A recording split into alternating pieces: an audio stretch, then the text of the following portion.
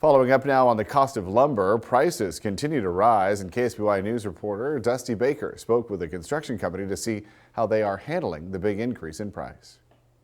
The price of lumber is rising daily, and for construction companies across the country, that is impacting their day-to-day. And for companies like Schaefer Custom Homes right here in San Luis Obispo, they're trying to plan ahead so they don't fall behind financially. It's never hit heights like this before. With the price of wood increasing, local businesses are being forced to consider alternatives. What we see is us seeking out alternative building methods. For example, switching projects from typical stick-built structures to concrete and steel.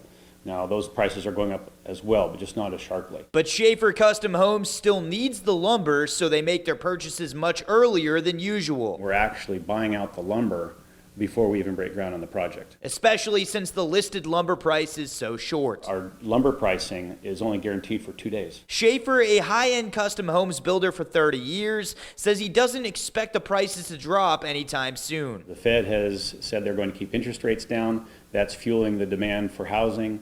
And so we're anticipating it's really not going to see any kind of major correction until about this time next year. And while his business is still able to function well despite the rise in prices, Schaefer says other projects could be affected more significantly. Smaller scale projects, there's a lot of that, or perhaps more significant remodels. People are definitely holding off on those because they've got certain funds set aside, they've budgeted. They're trying to stay within that budget.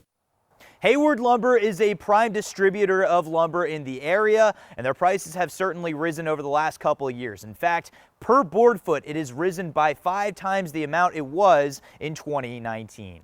Reporting in San Luis Obispo, Dusty Baker, KSBY News. The rise in lumber prices also means housing prices are higher. The average price of a new single-family home has gone up more than $35,000 over the last year. Multifamily homes have also gone up in nearly $13,000 in price on average, according to the National Association of Home Builders.